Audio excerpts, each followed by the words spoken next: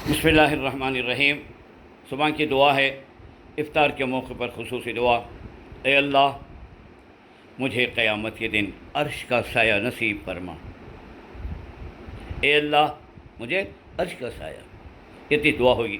اس کی تفصیل یہ ہے، قیامت کے دن اللہ تبارک تعالیٰ زمین پر سے پورے جھاڑاں، بلڈنگاں، پہاڑاں ختم کر دیتی، ندیاں، سمندر، تالاباں، جھیل کچھ بھی نہیں رہے گی، سپاٹ میدان رہے گا، اور میٹل کی بنا دی جائے گی زمین۔ یہ زمین جیسا مٹی کے نہیں رہے گی۔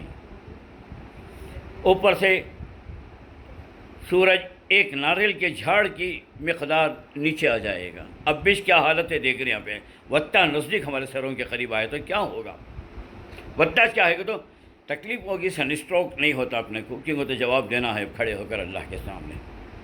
تو لہذا اس گرمی کو یاد کرو، سائے کے لیے ترستے رہیں گے۔ وہ ایک دور بہت بڑا سایہ ہوگا، جتنے لوگوں کو سایہ دینا ہے وہ اتنا لمبا سایہ رہے گا۔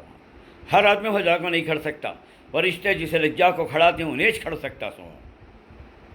تو لہذا وہ 7 کیٹیگری کے آدمیاں ہی ان کو وہاں ملتی ہے جگہ۔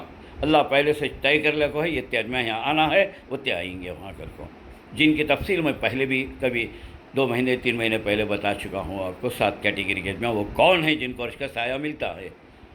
انشاءاللہ پھر کبھی بھی رمضان کے بعد بھی ہوا تو بتاتا ہوں آپ کو، اگر ضرورت سمجھے تو پہل ہوگا۔ تو بہرحال سایہ اس وقت کی نعمتوں میں سے بڑی نعمت، اور جو اس کو اللہ و سایہ مل گا، یہ بہت بڑا ریلیف، اور یہ بڑی، اس کے بعد یہ اچھی علامت ہے کہ انہوں جنتی ہیں، ان کا حساب آسان کتاب ہو جائے گا۔ بعض لوگوں کو وہاں پر کرسیاں بھی ہوں گی، تخت بھی ہوں گے، آرام سے، جیسا کہ آتا کتابوں کے اندر، جو آدمی قرآن حفظ کر لیتا ہے، جس کا بچہ، اس کے ماں باپ کو عرش کے سائے کے نیچے بٹھائیں گے اور چاند سورج سے زیادہ چمکتا ہوا تاج پہنائیں گے۔ تو وہ یہ سب سمجھ کو اب مانگنے کے ٹائم وہ ذہن میں یہ پورا ایٹماسفیئر قیامت کا رکھ لے کو، دعا مانگو، انشاءاللہ ضرور دعا ہماری قبول ہوگی۔ چلیے آگے رمضان کے بارے میں بتاتے ہیں۔ میں بتایا تھا آپ کو کہ اعتکاف رمضان مبارک کا آخری عشرے کا سنت ہے جی، شب قدر کی تلاش کے لیے۔ لیکن اگر کوئی آدمی اس سے بڑھ کر اپنی ہمت دکھا سکتا ہے تو 2 عشرے کا بھی رکھ سکتا ہے، اور پورے 3 عشرے کا یعنی پورے رمضان کا بھی رکھ سکتا ہے۔ صحابہ کرام، اللہ کے رسول اور بزرگوں سے ثابت ہیں، پورا مہینہ رمضان رکھتے تھے۔ حضرت مولانا زکریا صاحب رحمۃ اللہ علیہ شیخ الحدیث پورے رمضان میں اعتکاف کرتے تھے، اور 10 دن کو یہ قرآن ختم کرواتے تھے۔ یہ اتنا زیادہ ثواب ملتا ہے، لیکن سب امت کے لیے ضروری نہیں، آخری عشرے کا بھی کافی ہے۔ میں صرف بتا رہا ہوں سے چاہے تو، خاص کر لیڈیز کے واسطے یہ بہت آسان ہے، جن کے گھر میں دوسرے کام کرنے والے بہو بیٹیاں ہیں، وہ لوگ بڑے بیٹھ سکتے ہیں آرام سے۔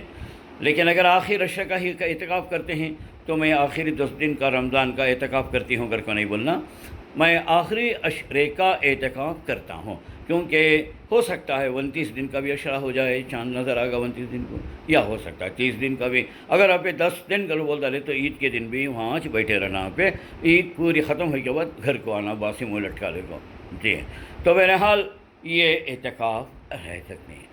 اعتکاف کے لیے ضروری، اب سچ میں کئی کو بول رہا ہوں، بھی 1 ہفتہ ہے نا، تاکہ تیاری کر لیں، پورا سامان سب جمع کر کو، یہ کر کو انتظام کر لے کو بیٹھنے کا، ان ٹیمپو وہ کری نہیں نا، یہ کریا نہیں نا، نہیں بولنا۔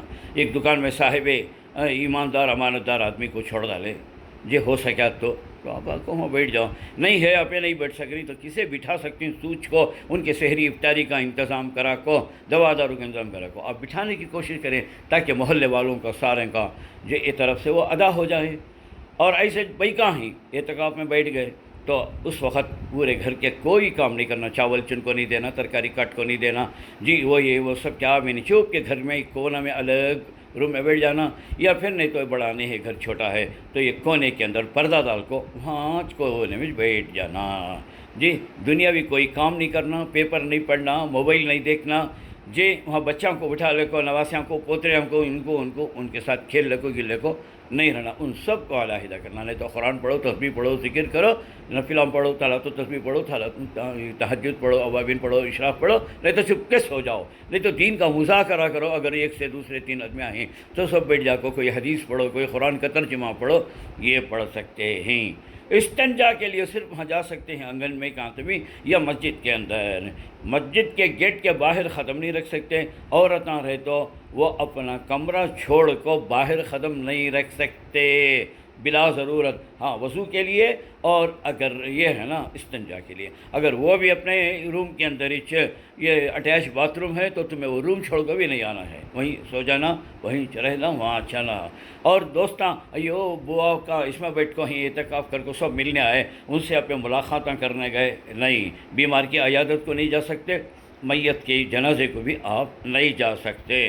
اگر چلے گئے بہت ہی قریبی رشتہ دار ہیں تو آپ کا اعتکاف تو ٹوٹ گا. پھر وہ اعتکاف روزے کے ساتھ رمضان کے بعد آپ کو دوبارہ پھر رکھنا ہوگا روزے کے ساتھ میں. تو اس واسطے اور بھی مسائل ہیں اس کے، پوچھ کو اس کے بعد پہ رکھنے کی کوشش کریں.